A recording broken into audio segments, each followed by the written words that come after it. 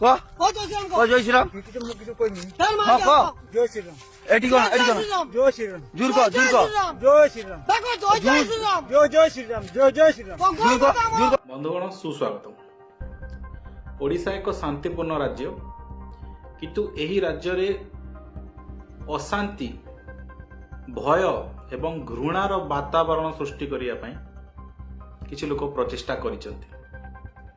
ଆପଣମାନେ ଡେଲି ବେସିସ୍ରେ ଗୋଟେ ଗୋଟେ ଭିଡ଼ିଓ ଦେଖୁଥିବେ ଫେସବୁକ୍ରେ, ଯିଏ କିଏ ଗୋଟେ ଫେରିବାଲା, ଠେଲାବାଲା, ଯିଏ ଯାହା ପାଖରେ କିଛି ନାହିଁ, କିଛି ପାୱାର ନାହିଁ, ଅନ୍ୟ କୌଣସି ରାଜ୍ୟରୁ ଆସିକି ଏଠି ବେପାର କରୁଛି, ତାକୁ ଧରିକି ପିଟୁଛନ୍ତି, ତାକୁ ଆଧାର କାର୍ଡ ମାଗୁଛନ୍ତି, ମୋରାଲ ପୋଲିସିଂ କରୁଛନ୍ତି ଏବଂ ଏହା ସହିତ ତାକୁ ଧାର୍ମିକ ନାରା ବି ଲଗେଇବା ପାଇଁ ତାକୁ ବାଧ୍ୟ କରାଯାଉଛି।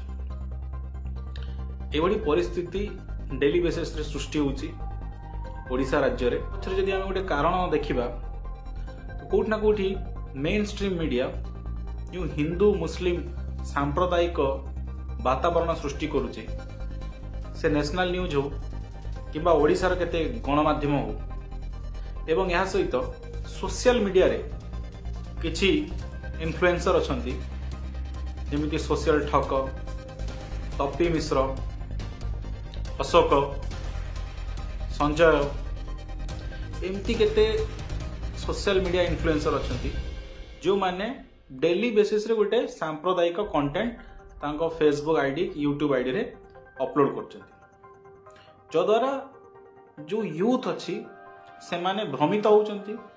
ଏହା ସହିତ ଏଗ୍ରେସିଭ୍ ନେଚର ନିଜ ଭିତରେ ସୃଷ୍ଟି କରୁଛନ୍ତି ଏବଂ ସେଇଟାକୁ ସେ ଆପ୍ଲାଏ କରିବା ପାଇଁ ଚେଷ୍ଟା କରୁଛନ୍ତି ଡେଲି ଲାଇଫରେ।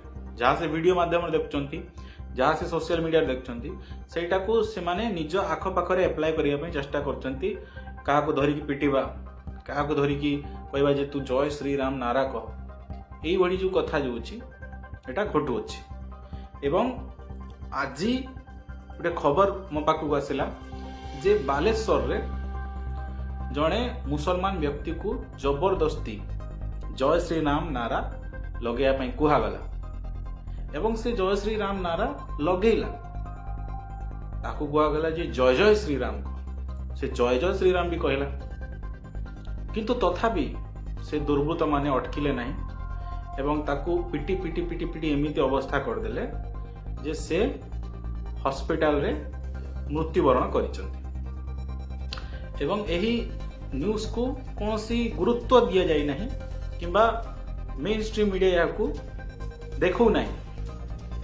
କେବଳ ଗୋଟେ ନ୍ୟୁଜ୍ ମୁଁ ପାଇଲି ପ୍ରମେୟ ନ୍ୟୁଜ୍ ଖବରକାଗଜରେ, ସେଇଟା ମୁଁ ଆପଣଙ୍କୁ ଏଠି ସ୍କ୍ରିନଶଟ୍ ବି ଦେଇଦେବି ଏବଂ କିଛି ସୋସିଆଲ ମିଡିଆର କିଛି ପଲିଟିକାଲ ଲିଡର୍ସ ମାନେ ସେଇଟା କ୍ଲିପ୍ ପକେଇଛନ୍ତି, ଆପଣମାନେ ସେଇଟା ଦେଖିପାରିବେ। ତ ଆପଣମାନେ ନିଜେ ଚିନ୍ତା କରନ୍ତୁ ଯେ ଆମ ଓଡ଼ିଶାର ସମାଜ, ଓଡ଼ିଶାର ୟୁଥ୍ କୁଆଡ଼କୁ ଯାଉଛି, କୋଉ ଆଡ଼କୁ ଯାଉଛି ଆମ ଓଡ଼ିଶାର ୟୁଥ୍, କୋଉ ଆଡ଼କୁ ଯାଉଛି ଆମର ଓଡ଼ିଶାର ଜନତା। ଏଭଳି ଯେଉଁ ସାମ୍ପ୍ରଦାୟିକ ହିଂସା ସୃଷ୍ଟି କରିବା, ଏଇଟା କ'ଣ ସୁସ୍ଥ ସମାଜର ଗୋଟେ ପରିଚୟ?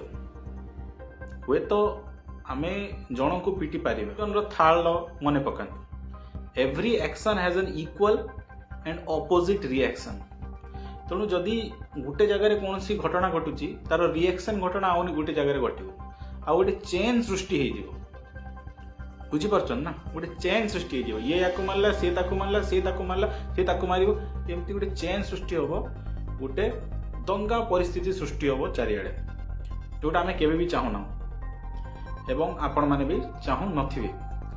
ତେଣୁ ଦୟାକରି ଏଭଳି ଯେଉଁ ଭିଡ଼ିଓ କରୁଛନ୍ତି, ସାମ୍ପ୍ରଦାୟିକ ଭିଡ଼ିଓ କରୁଛନ୍ତି, ତାଙ୍କୁ ଆପଣ ବହିଷ୍କାର